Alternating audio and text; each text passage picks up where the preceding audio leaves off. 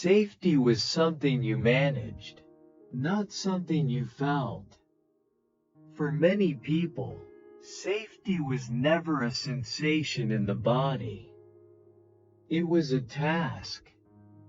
You learned how to read the room, how to anticipate reactions, how to adjust yourself to avoid conflict, disappointment, or withdrawal. Safety meant staying alert, paying attention, doing the right thing at the right time. You didn't relax into safety. You maintained it. So your nervous system learned a specific rule. If I stay aware, I stay safe. This made you capable. It made you adaptable. It helped you survive environments where comfort was unpredictable. But it also meant that safety was never internalized. It lived outside of you in circumstances, outcomes, and other people's responses. Even now, when nothing is wrong, your body may still scan for what could go wrong. Because safety was never a feeling you were allowed to settle into. It was something that could be lost. This is why calm can feel unfamiliar. Why rest can feel uneasy. Why peace sometimes feels like a pause before impact. Your system isn't broken. It simply never learned that safety could exist without effort. Understanding this changes the narrative. You are not anxious because something is wrong now. You are alert because safety once required vigilance.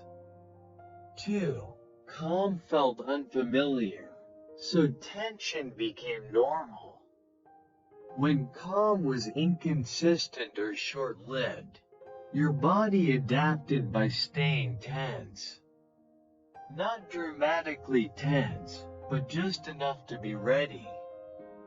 Tension became the background state, the quiet hum beneath everything else. Relaxation, on the other hand, felt uncertain, unprotected, almost irresponsible. So your system chose what was reliable. Tension offered structure. Alertness created predictability. Calm had no guarantees. Over time, this shaped your baseline. You might feel most yourself when focused, busy, or slightly stressed, and slightly off when things slow down. This is why doing nothing can feel wrong. Why silence can feel loud. Why stillness can feel exposed. Your body learned to associate calm with unpredictability. Not because calm was dangerous, but because it was unfamiliar. So tension became the place you returned to, not out of fear, but out of habit. Relearning calm is not about forcing relaxation. It is about helping the nervous system experience safety while being still. That process takes patience, because what feels normal is not always what is nourishing. 3. Safety depended on your behavior, not your presence. You learned that safety came from how you acted, not from who you were. Be quiet. Be helpful. Be capable. Be strong. These behaviors reduced risk. They earned approval.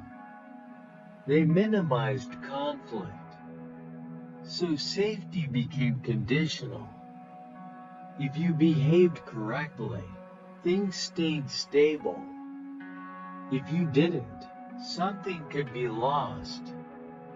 This shaped a deep belief. My presence alone is not enough.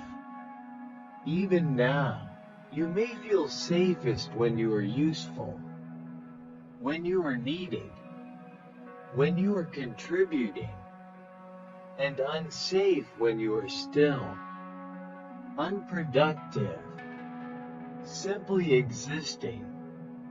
This is why rest can trigger guilt, why slowing down can feel undeserved, why receiving care can feel uncomfortable.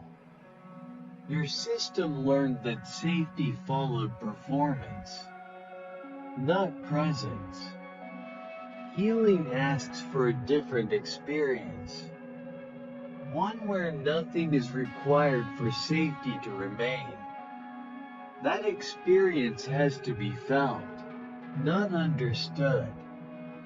And it begins in small moments, where nothing is demanded and nothing is taken away. 4. Protection came before connection. Before trust could form, your body learned how to protect itself. Protection was immediate. Connection was optional. You learned to guard your emotions, to hold your reactions, to stay composed. Connection requires openness. Protection requires boundaries. And when safety was uncertain, boundaries came first. This doesn't mean you don't want closeness. It means closeness had conditions. You may crave connection, yet feel uncomfortable once it arrives. Because openness activates vulnerability, and vulnerability once carried risk. So your system learned to stay partially closed, close enough to function, far enough to stay safe. This can create a quiet loneliness, not from isolation, but from distance within connection. Understanding this brings compassion. You are not avoidant. You are protecting. And protection can soften. When safety becomes something you feel, not something you defend. 5. You were taught how to endure, not how to settle. Endurance was valued. Strength was praised. Persistence was rewarded. You learned how to push through discomfort, how to keep going, how to survive difficult moments. But no one taught you how to settle once the danger passed. Your body stayed braced. Your mind stayed alert.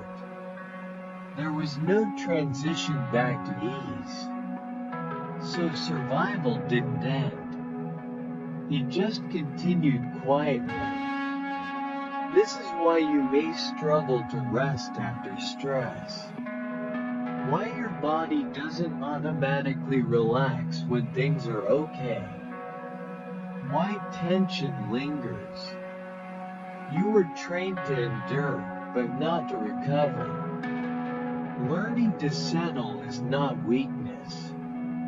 It is a skill that was never modeled. And like any skill, it can be learned. Slowly, gently, and without force. Safety must now be learned from the inside. There comes a moment when the strategies that once kept you safe begin to feel heavy. Not because they failed, but because they were never meant to be permanent. Control, vigilance, endurance, These were intelligent responses to environments that required them. They helped you stay intact. They helped you move forward. And they deserve acknowledgement, not rejection.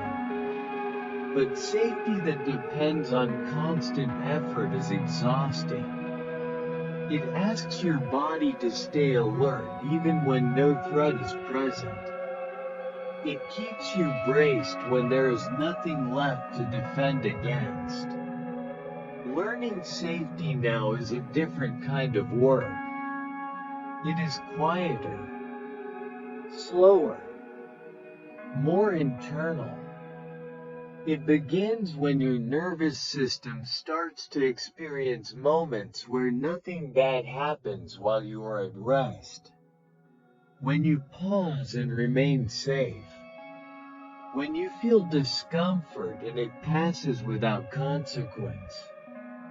This is not about forcing calm or dismantling protection overnight. It is about offering your body new evidence. Small moments of permission. Gentle repetitions of ease. Safety becomes something you practice feeling, not something you perform. And over time, the body learns what it was never shown before. That safety can exist without vigilance. And presence does not require defense.